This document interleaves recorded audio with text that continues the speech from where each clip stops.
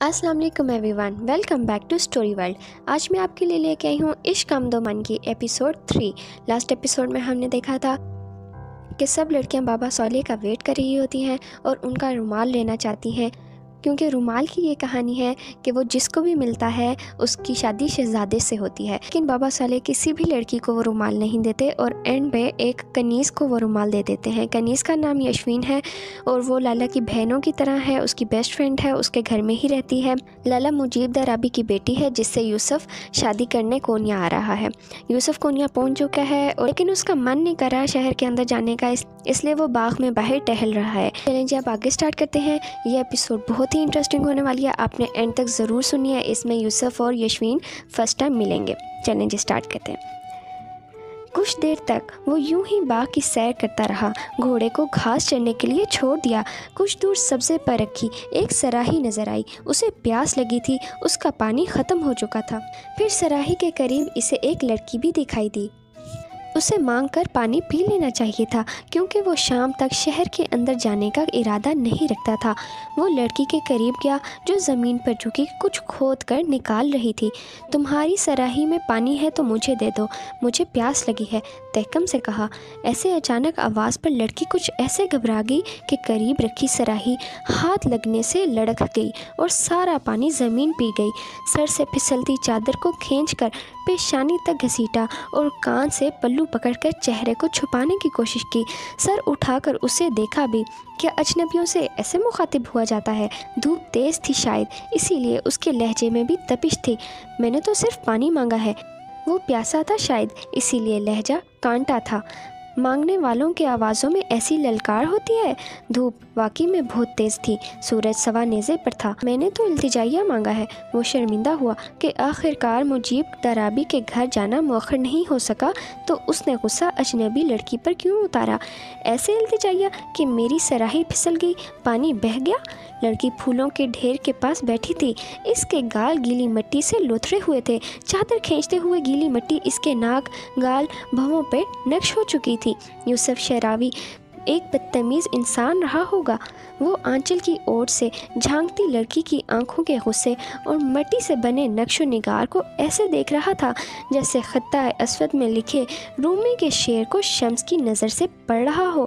لڑکی نے سراہی اوپر اس کے پاس کی۔ اب اسے وہاں سے بھر کر لا کے دو۔ ہاتھ سے اس طرف اشارہ بھی کیا۔ سراہی پکڑ کر کچھ دور سے بھر کر لا کر اس نے اس کے قریب نیچے رکھ دی۔ وہ بڑی تندھی سے پودوں میں کھاد ڈالنے میں مصروف تھی، اس لیے اس پر قدن کوئی توجہ نہ دی، جیسے وہ اس کا خادم ہو اور وہ اس کی آقا۔ میں مسافر ہوں، راستہ بھول گیا ہوں۔ اصفہان سے کونیا آتے ہوئے اس نے کسی سے ایک بار بھی یہ نہیں کہا تھا کہ وہ مسافر ہے۔ جو سفر ہی اسے منظور نہیں تھا اس کا اعلان کیسے مطلوب ہوتا؟ البتہ اپنی منزل پر پہنچتے ہی اسے یاد آ گیا کہ وہ تو مسافر ہے اور راستہ بھی تو بھول گیا ہے، جبکہ شہر وہ سامنے ہی نظر آ رہا تھا۔ سراہی سے پانی نکال کر پھولوں پر چھڑکتے ہوئے اس کے ہاتھ رک گئے اور اس نے گردن گھما کر اسے دیکھا۔ راستہ بھول جانے والے مسافر باغ میں فراغت سے ٹہلا نہیں کرتے۔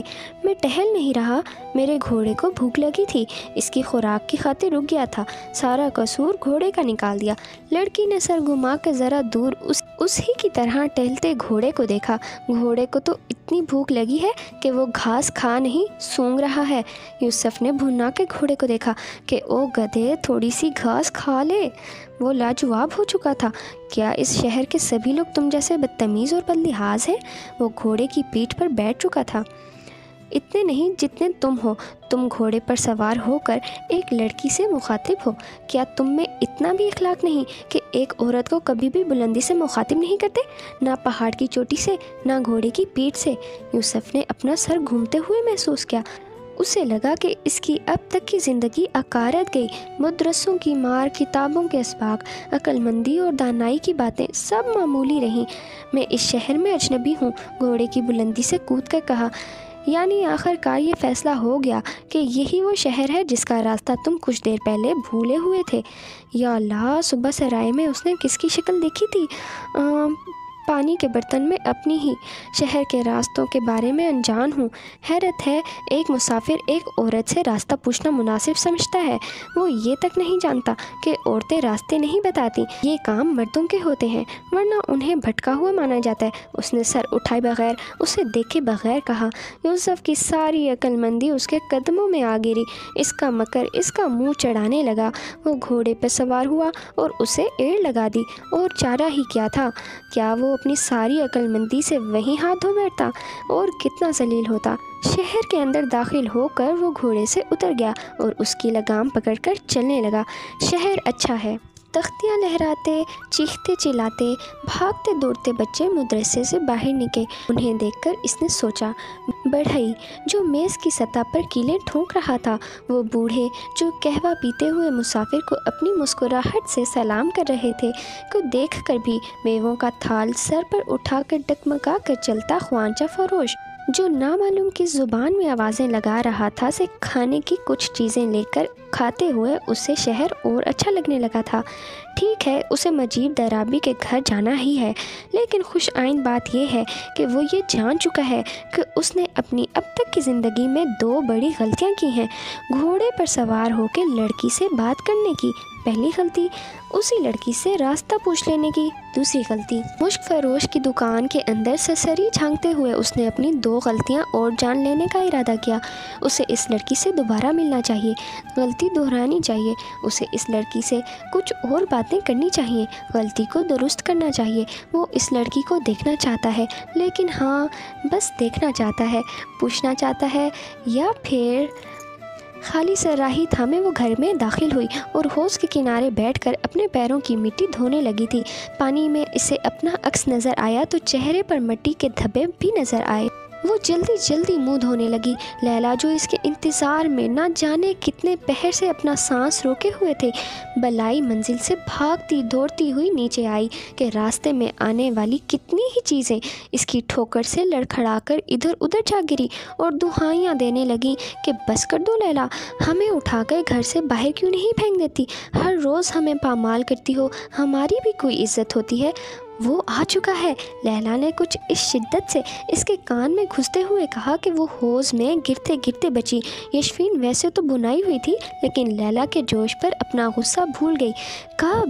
اکرمہ تو کہہ رہا تھا شاید وہ عید کے چاند آئے۔ وہ بہار کے چاند آ چکا ہے۔ میرا خیال ہے مجھے رات کے کھانے کے لیے کچھ نہ کچھ پکا لینا چاہیے۔ میرا خیال ہے ایسا غضب ہرگز نہیں کرنا چاہیے۔ سنا ہے شہر کے اکلوتے طبیب شہر سے باہر ہیں۔ لیلا نے اس کی کلائی پر چٹکی بھری۔ ماں اس کے لیے رات کی دعوت کا انتظام کر رہی ہیں، کیا ہم اسے چپکے سے دیکھ آئیں؟ اکرمہ کہاں ہے؟ مہمان کو آرام کرنے کے لیے چھوڑ کر وہ گھر سے باہر چلا گیا ہے۔ لیلا کو شرارت سے دیکھتی وہ حوض کے کنارے سے اٹھ کر کھڑی ہو گئی۔ میں کوشش کرتی ہوں، ضرور کرو، ناکام نہ لوٹنا۔ جوش سے لیلا کی آواز بلند ہو گئی اور خادمائیں کھی کھی کرنے لگیں۔ آپ کا دلہا آیا ہے، ایک پوچھ رہی تھی۔ چپ کر جاؤ، کتنی بے حیا ہو تم۔ دلہا دلہا کرتی تو اوپر سے آپ بھاگتی ہوئی آئی ہیں، وہ باز آنے والی نہیں تھی۔ دولہے کو دیکھنے کے لیے یشفین صحن اور روش پار کر کے باغ کی دیوار کے پاس آئی، جس کی دوسری طرف مہمان خانہ تھا۔ دیوار میں خادموں کی آمد و رفت کے لیے ایک دروازہ تھا۔ مہمان خانے کے 3 اطراف باغ تھا۔ استبل کا دروازہ شہر کے معروف رستے کی طرف کھلتا تھا۔ مجیب درابی کے خاص مہمان اسی محل خاص میں رہا کرتے تھے۔ یہی شہر کے معززین کی دعوتیں ہوا کرتی تھیں، یہی مجیب درابی کے تجارتی معاملات بھی طے پاتے تھے۔ وہ بند دروازے کے پاس آئی تو وہاں خادموں کی کافی چہل پہل تھی۔ وہ کوشش کرتی تو شاید اندر چلی جاتی اور مہمان کی ایک جھلک دیکھ کر لیلا کو بتا دیتی، لیکن اسے یہ ڈر تھا کہ اکرمہ مہمان خانے کے بیرونی دروازے سے اندر آ گیا تو بہت ناراض ہوگا۔ وہ ویسے بھی اس پر ناراض ہونے کا کوئی موقع ہاتھ سے جانے نہیں دیتا تھا۔ اس نے بہانے سے ایک ملازم سے بس اتنا پوچھا تھا۔